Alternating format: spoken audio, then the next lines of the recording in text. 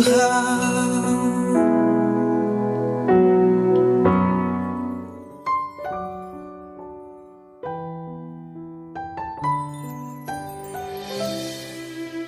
Shalom, selamat pagi Bapak Ibu Saudara yang dikasihi Tuhan. Mari sebelum kita bersama-sama untuk kita boleh belajar kembali merenungkan kebenaran firman Tuhan, mari kita datang kepada Tuhan terlebih dahulu. Kita mau berdoa, kita mau mohon pimpinan Tuhan, mari kita akan berdoa. Bapa dalam surga, kami mengucap syukur untuk kesempatan yang indah pada pagi hari ini Tuhan. Kami boleh bersama-sama, untuk kami boleh memuji dan muliakan nama-Mu, kami boleh bersekutu bersama. Biarlah kiranya setiap puji-pujian kami, setiap penyembahan kami, bahkan setiap kebenaran firman Tuhan yang boleh kami pelajari sebentar lagi, ini boleh membentuk setiap kami menjadi pribadi yang berkenan di hadapan Tuhan. Kami serahkan pagi hari ini ke dalam tangan kuasa-Mu. Biarlah kuat kuasa yang daripada Tuhan boleh senantiasa ada dalam kehidupan kami. Kami siap menyambut berkat-Mu Tuhan, hanya dalam nama yang kudus. Haleluya. Amin. Shalom, selamat pagi Bapak Ibu Saudara yang dikasihi Tuhan. Mari kita akan buka bagian firman Tuhan kita pagi hari ini. Bagian firman Tuhan kita pagi hari ini diambil dari kitab 2 Tawarik. Kitab 2 Tawarik pasal yang ke-16 ayat yang ke-9. Kitab 2 Tawarik pasal yang ke-16 ayat yang ke-9. Mari kita akan perhatikan bersama-sama.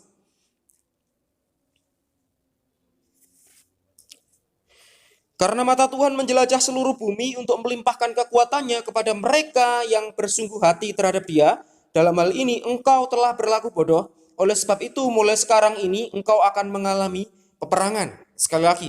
Karena mata Tuhan menjelajah seluruh bumi untuk melimpahkan kekuatannya kepada mereka yang bersungguh-sungguh hati terhadap Dia. Dalam hal ini engkau telah berlaku bodoh. Oleh sebab itu mulai sekarang ini engkau akan mengalami peperangan.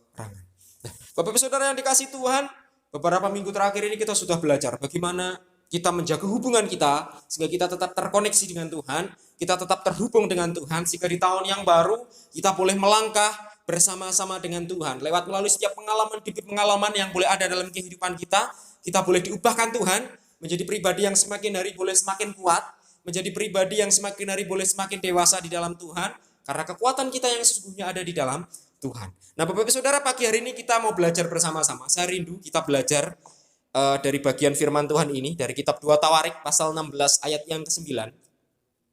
Di sana tadi dikatakan, karena mata Tuhan menjelajah seluruh bumi untuk melimpahkan kekuatannya kepada mereka yang bersungguh hati terhadap Dia.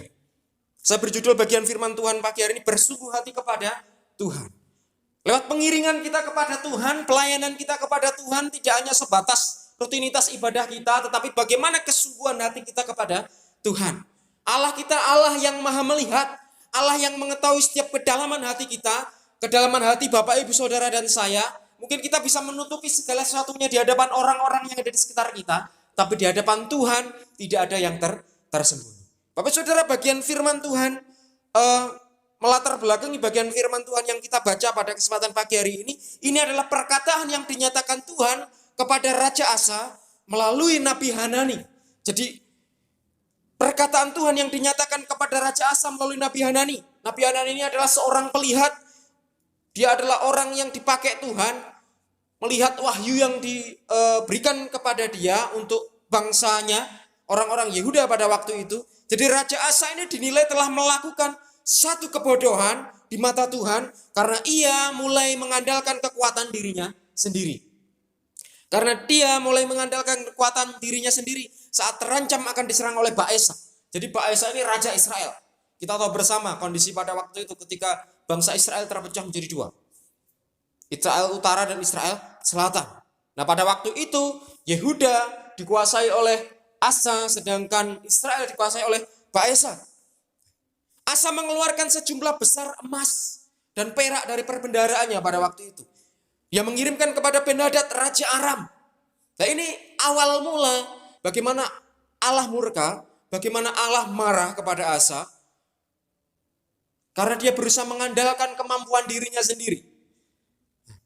Di sini Asa mengeluarkan sejumlah besar emas dan perak dari perbendaharaannya diberikan kepada Ben-Hadad Raja Aram. Tujuannya untuk apa? Tujuannya adalah agar Aram menyerang Israel. Supaya Aram menyerang Israel, dengan diserangnya Israel, si Asa ini, Raja Asa ini berharap Israel undur untuk menyerang Yehuda yang dipimpin oleh dirinya.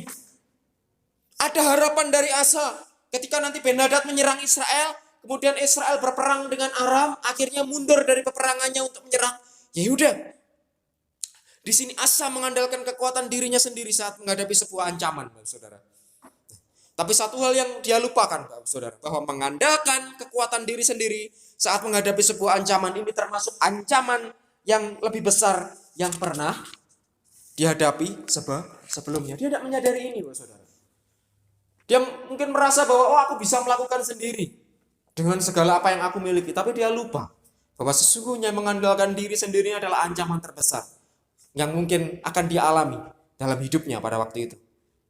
Dan sebenarnya kalau kita tahu bersama, ini bukan kebiasaan seorang Raja Asa. Kita tahu bersama kehidupan seorang Raja Asa. Raja Asa ini adalah orang yang sangat mengenal kekuatan Tuhan. Dia orang yang sangat takut pada Tuhan sebenarnya. Pada awal pemerintahannya ketika Yehuda pernah mengalami ancaman serangan dari Zerah. Jadi pemimpin orang-orang Ethiopia. Zerah ini pemimpin orang-orang Ethiopia, kumpulan orang-orang Ethiopia. Jadi jumlah pasukan yang dimiliki oleh Ethiopia ini ketika itu luar biasa banyaknya, saudara. Dikatakan 1 juta pasukan dan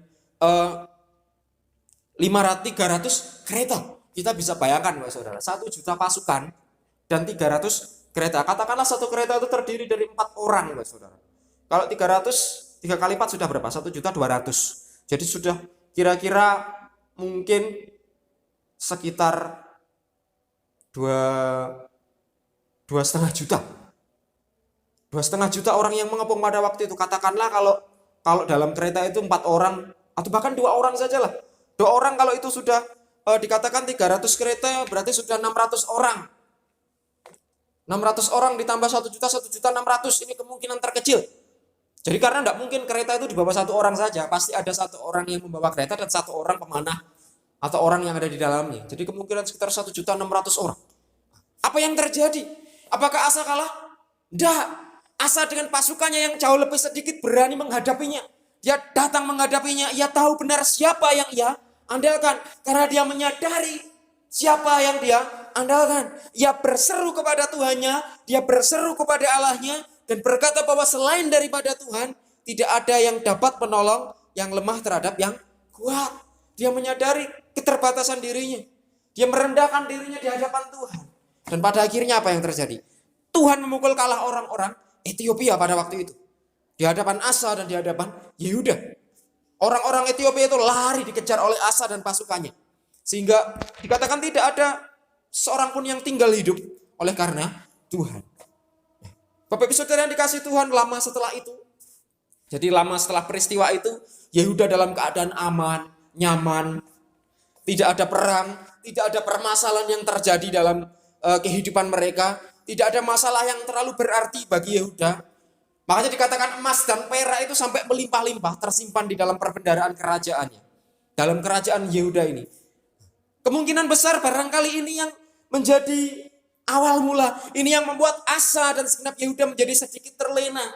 Karena apa? Karena dininabobokan oleh berbagai kenyamanan yang mereka miliki. Makanya saya katakan bahwa jangan pernah terjebak dalam zona nyaman, saudara. Zona nyaman itu mungkin nyaman dalam kehidupan kita, tapi ini seringkali tidak membuat kita merasa aman, saudara. Kehidupan kita ini tidak terbentuk dari situasi yang nyaman seperti ini. Begitupun Yehuda pada waktu itu dan Raja Asa. Dia dininabobokan oleh berbagai kenyamanan yang mereka miliki. Sehingga pencarian akan Tuhan lambat laun sedikit mulai mengendur. Sedikit demi sedikit mulai mengendur dan akhirnya mulai melupakan Tuhan. Hati yang tadinya berpaut akan Tuhan mulai terbagi fokusnya kepada hal yang lain. Mulai terpisah-pisah. Yang lebih menarik menurut penilaian mereka sendiri. Menurut hati mereka sendiri. Menurut pribadi mereka sendiri. Dan itulah sebabnya ketika datang sedikit ancaman dari Israel. Ketika datang sedikit tantangan dari Israel. Mereka mulai panik. Ketika mereka mulai panik karena mereka sudah terbiasa jauh daripada Tuhan. Mereka melupakan sandaran utama mereka yaitu Tuhan. Bapa yang Maha Kuasa. Pada akhirnya mereka apa? Bersandar pada pengertian mereka sendiri. Apa yang mereka pikir itu selalu benar menurut ukuran mereka sendiri. Nah, Bapak Saudara, firman yang disampaikan Nabi Hanani kepada Asa mengatakan dengan jelas bahwa bukannya Tuhan tidak mengasihi Yehuda. Ingat ya, bukannya Tuhan tidak mengasihi Yehuda dan bukan pula Tuhan tidak memberikan pertolongan kepada mereka. Di sana dikatakan apa tadi? Mata Tuhan sesungguhnya telah menjelajah ke seluruh bumi untuk melimpahkan kekuatannya kepada mereka yang bersungguh hati terhadap Dia. Tetapi seringkali apa? Seringkali yang terjadi dalam kehidupan orang-orang pada waktu itu, sayangnya dalam hal ini Yehuda telah melakukan satu kebodohan. Kenapa saya katakan Yehuda telah melakukan satu kebodohan? Ada hati yang kurang bersungguh-sungguh yang ditujukan oleh mereka. Mereka tidak bersungguh-sungguh hati. Nah, inilah yang menjadi pesan Tuhan bagi kita pagi hari ini, Bapak Saudara. Ada mata Tuhan yang sedang menjelajah seluruh bumi. Tuhan sedang mengamati Bapak Ibu Saudara dan saya, termasuk sedang menjelajah kepada kehidupan pribadi kita untuk melimpahkan kekuatannya. Tuhan sedang melihat hati Bapak Ibu Saudara dan saya. Mungkin ada banyak tantangan terjadi dalam kehidupan kita saat ini. Saya tidak pernah tahu. Dan mungkin kita bisa menutupinya dari kehidupan kita bagi orang-orang yang ada di sekitar kita dan orang-orang yang ada di sekitar sekeliling kita. Tapi kita harus ingat bahwa kita punya Allah yang senantiasa melihat kedalaman hati kita. Tuhan mau melimpahkan segala sesuatunya ke dalam kehidupan kita. Sukacita, kemuliaan, berkat yang daripada Tuhan. Tetapi Tuhan hanya melihat bagi mereka yang bersungguh hati. Tuhan tidak melimpahkan kepada semua pribadi. Ya, curahkan kekuatannya yang luar biasa itu hanya kepada mereka yang bersungguh hati. Mari kita lihat kedalaman hati kita. Sedang ada di titik mana kita saat ini? Masihkah fokus kita hanya tertuju kepada Tuhan? Ataukah kita mulai menyingkapkan Tuhan dan memilih opsi-opsi yang lain? Saudara, melalui bagian firman Tuhan pagi hari ini, saya rindu untuk kita boleh belajar. Seperti apakah pribadi yang dikatakan bersungguh hati kepada Tuhan? Pribadi yang bersungguh hati kepada Tuhan itu pribadi yang seperti apa? Nah, kita mau belajar bersama-sama. Paling tidak ada beberapa hal penting yang harus kita dapat kita terima dari bagian firman Tuhan kita pagi hari ini. Mari kita akan perhatikan bersama-sama. Bapak Ibu Saudara, yang pertama mari kita akan perhatikan dari kitab Galatia pasal yang ketiga ayat yang pertama. Kitab Galatia pasal yang ketiga ayat yang pertama. Hai orang-orang Galatia yang bodoh, siapakah yang telah mempesona kamu? Bukankah Yesus Kristus yang disalibkan itu telah dilukiskan dengan terang di depanmu? Saudara, ini merupakan apa yang disampaikan oleh Rasul Paulus kepada orang-orang di Galatia pada waktu itu. Saudara, seperti apakah pribadi yang dikatakan bersungguh hati kepada Tuhan? Artinya mengiring Tuhan, melayani Tuhan, mengikut Tuhan, bukan hanya sekedar kita datang dalam rutinitas kita hari Minggu, dalam persekutuan-persekutuan kita, bukan itu. Tapi seperti apa sih pribadi yang dikatakan bersungguh hati kepada Tuhan? Kalau kita perhatikan dalam kitab Galatia tadi, apa yang dikatakan oleh Rasul Paulus kepada orang-orang di Galatia, di sana dikatakan, "Hai orang-orang Galatia yang bodoh, siapakah yang telah mempesona kamu? Bukankah Yesus Kristus yang disalibkan itu telah dilukiskan dengan terang di depanmu?" Apa yang Bapak Ibu Saudara bisa tangkap dari ayat ini? Ada sesuatu yang mempesona orang-orang di Galatia selain Tuhan Yesus, yang membuat mereka mulai berpaling daripada Tuhan. Artinya apa? Berbicara sebuah ketidaksetiaan. Yang dikatakan sebagai pribadi yang bersungguh hati kepada Tuhan adalah pribadi yang hatinya setia kepada Tuhan. Pribadi yang hatinya setia kepada Tuhan. Atau hatinya yang tidak terbagi, hanya utuh bulat untuk Tuhan. Tidak dipisah-pisah, tidak dipecah-pecah untuk yang lain. Tidak berapa persen untuk Tuhan, berapa persen yang lainnya untuk untuk pribadi yang lain. Tidak. Tapi full semuanya untuk Tuhan. Ini menjadi pesan Tuhan yang pertama. Ingatkan kepada kita bahwa kita harus menjadi pribadi yang hatinya setia kepada Tuhan. Kategori orang-orang yang tidak bersungguh hati kepada Tuhan bukanlah dilihat dari orang-orang yang apakah orang-orang itu malas ataukah tidak suka beribadah. Tidak. Mereka mungkin saja termasuk orang-orang yang beribadah secara rutin. Mungkin saja mereka beribadah secara rutin. Perkara tidak bersungguh hati kepada Tuhan ternyata bukan perkara rajin atau tidaknya seseorang itu beribadah. Jadi tidak bisa dipukul rata bahwa orang yang tidak beribadah itu tidak setia. Atau orang yang rajin beribadah itu setia. Tidak bisa dilihat demikian. Tetapi menjadi pribadi yang hatinya setia kepada Tuhan, orang-orang yang bersungguh hati kepada Tuhan, Ini adalah tentang hati yang masih berfokus kepada Tuhan atau yang sudah terbagi kepada hal yang lain. Nah, pertanyaannya dalam kehidupan kita saat ini, ada di posisi mana kita? Masihkah hati kita terfokus kepada Tuhan? Ataukah hati kita sudah terbagi-bagi, terpisah-pisah kepada yang lainnya? Bapak Ibu Saudara yang dikasih Tuhan, mari kita lihat keberadaan diri kita. Apakah kita masih terfokus kepada Tuhan? Atau kita sudah berpikir kepada hal yang lain? Bapak Saudara, orang percaya bisa saja tetap datang beribadah dan melayani Tuhan. Dari minggu ke minggu, dari hari ke hari, dalam setiap pertemuan-pertemuan ibadah. Tetapi fokus hatinya bisa saja sudah tidak sepenuhnya lagi tertuju kepada Tuhan. Kesungguhan hati berbicara tentang fokus hati kita kepada Tuhan. Bisa saja orang datang setia setiap hari minggu, persekutuan-persekutuan ibadah. Tetapi fokus hatinya bisa saja tidak sepenuhnya lagi tertuju kepada Tuhan. Tubuhnya bisa saja ada di gereja, tapi hatinya ada di tempat yang lain. Ada hal lain yang didapati lebih menarik daripada firman Tuhan, yang membuatnya mulai berpaling kepada yang lain. Termasuk di dalamnya penerapan prinsip-prinsip hidup yang bercampur baur dengan prinsip-prinsip di luar kebenaran firman Tuhan. Jadi sudah mulai dicampur baurkan dengan prinsip-prinsip yang lain. Bapak Saudara, disinilah melalui bagian firman Tuhan tadi dalam Galatia 3 ayat yang ke-1, Rasul Paulus menegur jemaat Tuhan yang ada di Galatia. Bahkan ia tidak segan-segan untuk mengatakan kepada mereka bahwa mereka sebagai orang-orang yang bodoh ketika mereka didapati hatinya mulai terpesona kepada hal yang lain di luar Tuhan. Bapak Saudara, orang yang dikatakan orang yang bodoh itu bukan yang bodoh secara intelektual, tidak ngerti secara intelektual, tidak. Tapi orang yang tidak mau tahu. Ingat pesan firman Tuhan berapa minggu yang lalu saya katakan apa? Kalau kita tahu tapi kita tidak mau tahu. Kalau kita ngerti kita tidak mau ngerti. Saya katakan kita ini sebagai orang yang bodoh. Kita datang ke gereja setiap minggu, datang dalam persekutuan-persekutuan, tahu firman Tuhan katakan A, tapi kita tidak mau melakukan A. Tahu tugas dan tanggung jawab kita melakukan apa sesuai perintah Tuhan, tapi kita tidak mau melakukan. Berarti kita dikatakan orang yang bodoh. Nah, Rasul Paulus dengan tegas katakan kepada orang-orang Galatia pada waktu itu.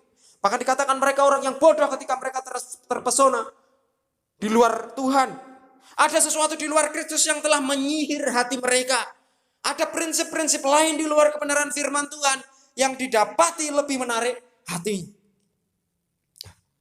Bapak Ibu Saudara yang dikasih Tuhan, ketika mata Tuhan menjelajah ke seluruh bumi untuk melimpahkan kekuatannya, maka sudah pasti kekuatan itu dilimpahkan hanya kepada mereka yang didapati hatinya tidak terbagi. Kita mungkin bisa, Bapak Saudara, menutupi segala sesuatu, permasalahan, tantangan dalam hidup kita, keburukan hati kita di hadapan orang-orang di sekitar kita, saudara kita, keluarga kita mungkin. Tapi di hadapan Tuhan tidak ada yang tersembunyi. Ingat, sering saya katakan, kalau kita boleh ada sampai saat ini semua karena Tuhan. Singkirkan keangkuhan dalam diri kita, keegoisan dalam diri kita. Ingat keberadaan kita karena Tuhan. Kita mungkin mampu menutupi segala sesuatunya di hadapan saudara-saudara kita, orang-orang di sekeliling kita. Tapi di hadapan Tuhan tidak ada yang tersembunyi. Ingat, Tuhan hanya melimpahkan kasih karunia-Nya, sukacitanya, damai sejahteranya hanya kepada orang-orang yang hatinya tidak terbagi kepada hal yang lain. Hanya kepada mereka yang hatinya hanya terfokus kepada Tuhan. Bahkan tidak untuk pribadinya sendiri loh. Nah, tidak gampang loh saudara. Artinya dibutuhkan kerendahan hati untuk kita datang kepada Tuhan. Makanya dikatakan bahwa orang yang bersungguh hati adalah orang yang pribadinya setia kepada Tuhan. Yang hatinya hanya tertaut kepada Tuhan, tidak ada yang lain. Makanya saat ini saudara, ukurannya bukan seberapa kita sering ke gereja. Bukan seberapa lama kita mengikut Tuhan. Tapi seberapa taat hati kita. Seberapa setia kita memfokuskan pandangan kita, hati kita hanya kepada Tuhan. Mari kita lihat keberadaan kita. Sejauh mana kita ada di dalam Tuhan. Untuk kita boleh terus terhubung kepada Tuhan. Untuk kita boleh menjadi pribadi yang berkarakter Kristus. Kita perlu terhubung dengan Tuhan. Kita perlu bersungguh hati kepada Tuhan. Bagaimana mungkin kita bisa bersungguh hati kepada Tuhan ketika kita masih ogah-ogahan? Ketika hati kita tidak fokus berfokus kepada Tuhan. Mari kita lihat kedalaman hati kita. Mari kita mulai melangkah, menata hati kita, ditata hatinya, supaya kita boleh terus terhubung dengan Tuhan. Ketika kita boleh terus terhubung dengan Tuhan, kita akan ngerti maksudnya Tuhan dalam hidup kita. Ini yang pertama. Yang kedua, mari kita akan perhatikan yang terakhir. Mazmur pasal yang ke-73 ayat yang ke-26. Sekalipun dagingku dan hatiku habis lenyap, gunung batuku dan bagianku tetaplah Allah selama-lamanya. Bapak Saudara, kalau yang pertama tadi dikatakan bahwa orang yang bersungguh hati adalah orang yang hatinya setia, berfokus kepada Tuhan. Yang kedua dikatakan bahwa orang yang bersungguh hati adalah orang yang pribadi yang hatinya berkomitmen kepada Tuhan. Saudara, komitmen bukan hanya sekedar di ucapan mulut kita saja. Bukan hanya di sekedar dalam pikiran kita saja. Tapi komitmen ini harus tertuang dalam kehidupan kita. Dalam setiap keputusan kita. Dalam setiap apa yang boleh kita pilih. Bahkan setiap apa yang boleh kita ambil hanya untuk Tuhan saja. Bagian firman Tuhan dalam Mazmur 73 ayat yang ke-26 ini ditulis oleh Asaf. Dikatakan, sekalipun dagingku dan hatiku habis lenyap, gunung batuku dan bagianku tetaplah Allah selama-lamanya. Kita tahu Asaf, saudara. Beberapa waktu yang lalu firman Tuhan dalam hari Rabu, kita sudah belajar tentang Asaf, saudara. Bahkan dia yang pernah merasa hatinya dikecewakan Tuhan, saudara. Banyak mazmurnya ditulis bagaimana ini merupakan isi hatinya. Bapak Saudara, pemazmur Asaf ini bukanlah seorang yang tanpa cacat dan celah sehingga dia bisa menulis mazmur yang begitu indah. Dia bukanlah seseorang yang tanpa cacat dan celah. Ia bahkan pernah sangat kecewa hatinya kepada Tuhan. Karena apa? Merasa telah diperlakukan tidak adil oleh Tuhan. Ia melihat Tuhan sepertinya lebih membela orang-orang fasik. Ia melihat sepertinya Tuhan membiarkan mereka tetap aman dan makmur. Padahal hidup mereka tidak benar di hadapan Tuhan. Sedangkan dirinya sendiri yang ia nilai telah setia kepada Tuhan, yang telah taat kepada Tuhan, merasa telah diabaikan begitu saja oleh Tuhan dan dibiarkan menderita. Saudara, apa yang dirasakan Asaf ini seringkali kita juga rasakan, kan? Berapa kali kita, tidak usah bohong, saudara. Saya yakin dan percaya setiap kita pernah mengalami apa yang dirasakan oleh Asaf. Kita merasa diri kita taat, kita merasa diri kita setia, sudah merasa melakukan apa yang menjadi perintah Tuhan. Tapi kok kenapa hidup kita masih seperti ini saja? Sedangkan orang-orang di luar sana, orang yang hidupnya tidak benar, menjadi gambaran orang-orang fasik. Tapi kok hidupnya makmur-makmur saja. Itu pun yang dialami oleh Asaf. Makanya dikatakan Mazmur Asaf. Asaf ini bukan orang yang tidak pernah punya cacat dan celah. Bahkan dia pernah punya kepahitan kepada Tuhan. Dengan apa yang dia rasakan. Hingga kemudian pada akhirnya apa? Tuhan menyingkapkan sendiri tentang ketidakmengertiannya itu. Barulah apa? Ia menyadari bahwa apa yang dipikirkannya itu adalah salah. Dan ia menyesal akan setiap hal yang boleh ada dalam hidupnya. Ia baru mengerti bahwa ternyata Tuhan telah berlaku demikian adil kepada dirinya. Bahwa sesungguhnya tidak ada tempat yang kokoh bagi orang fasik. Kenapa banyak orang seringkali juga memiliki pandangan yang sama seperti Asaf, saudara? Karena banyak orang hanya melihat berdasarkan apa yang dia lihat. Tidak ikut merasakan. Ingat bagian firman Tuhan hari Rabu yang lalu, Bapak Saudara. Kita belajar tentang doa syafaat. Bahwa syafaat bukan hanya rangkaian kata yang keluar dari mulut kita. Tapi hasrat yang keluar dari dalam hati kita. Kalau kita boleh ada sampai saat ini karena syafaatnya Tuhan. Begitupun dalam kehidupan kita. Syafaat bukan hanya sekedar keluar dari mulut kita. Tapi butuh komitmen. Makanya pribadi yang hatinya berkomitmen kepada Tuhan ini loh. Pribadi yang bersungguh hati. Ketika kita menyadari, Bapak Saudara. Sama seperti apa yang Asaf rasakan. Kita akan mengerti. Apa yang menjadi maksud Tuhan dalam kehidupan kita. Makanya kita perlu terhubung dengan Tuhan. Kita perlu dekat dengan Tuhan. Kita belajar dari Asaf. Sejak saat itu, Bapak Saudara, Asaf mengambil satu komitmen kepada Tuhan. Bahwa segala apapun yang terjadi atas dirinya, semua apa yang ada di dalam tangan semuanya ada di dalam tangan pemeliharaan Tuhan. Yang telah begitu baik kepadanya. Apapun yang terjadi, terlepas apa yang terjadi dalam hidupnya, dia percaya. Bahwa semuanya baik. Apa yang Tuhan izinkan ada dalam hidupnya. Rasa syukur itu ia buktikan dengan ingin selalu dekat dengan Tuhan. Melalui bagian firman Tuhan yang tadi sudah kita baca. Bahkan sekalipun daging dan hatinya habis lenyap. Sekali-kali ia tidak akan kecewa apalagi meninggalkan Tuhan. Karena ia tahu benar siapakah gunung batunya tersebut. Saudara, seringkali Tuhan pakai setiap tantangan ini menjadi pengalaman berharga dalam hidup kita. Jangan pernah menyerah ketika tantangan ada dalam hidup kita. Tuhan pakai itu semua untuk bentuk kita menjadi pribadi yang lebih berkenan di hadapan Tuhan. Jangan pernah mutung dengan setiap apa yang boleh ada dalam kehidupan kita. Ini menjadi proses yang Tuhan izinkan ada dalam kehidupan kita. Sama seperti apa yang dialami oleh Asaf. Ini menjadi gambaran dalam kehidupan kita. Bahwa dunia ini tidak ada manusia yang sempurna. Tapi Tuhan izinkan itu ada dalam kehidupan kita untuk kita boleh menjadi pribadi yang melangkah menuju kesempurnaan sama seperti Bapa. Ketika mata Tuhan menjelajah ke seluruh bumi untuk melimpahkan kekuatannya, maka sudah pasti kekuatan itu dilimpahkan hanya kepada mereka yang hatinya berkomitmen kepada Tuhan. Bapak saudara, mari kita lihat kedalaman hati kita. Mari kita jaga komitmen kita. Bukan hanya sekedar datang hari Minggu dalam rutinitas kegiatan keagamaan kita saja, enggak. Tapi komitmen patri itu dalam hati kita. Tulis itu dalam relung hati kita. Bukan hanya ditulis saja, tapi lakukan itu dalam setiap kehidupan kita. Mari Bapak Ibu Saudara yang dikasih Tuhan, melalui bagian firman Tuhan pagi ini, Tuhan mau ingatkan kepada kita. Inilah saatnya kita mengintrospeksi hati kita masing-masing. Masih adakah hati kita tanpa disadari telah terbagi kepada hal yang lain? Mari kita lihat posisi hati kita. Ada di posisi mana kehidupan kita? Masihkah pandangan hati kita ini terfokus pada jalannya Tuhan? Atau sudah mulai terbagi, mulai memikirkan ilah yang lain? Ataukah masih ada hati yang masih menyimpan kekecewaan dalam diri kita?